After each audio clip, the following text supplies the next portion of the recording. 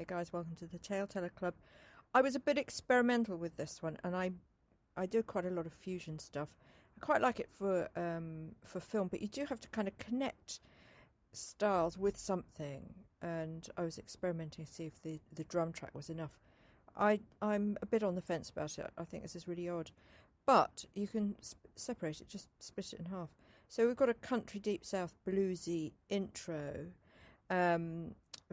Very guitar based, and that sort of southern feel, and then it goes really hip hop.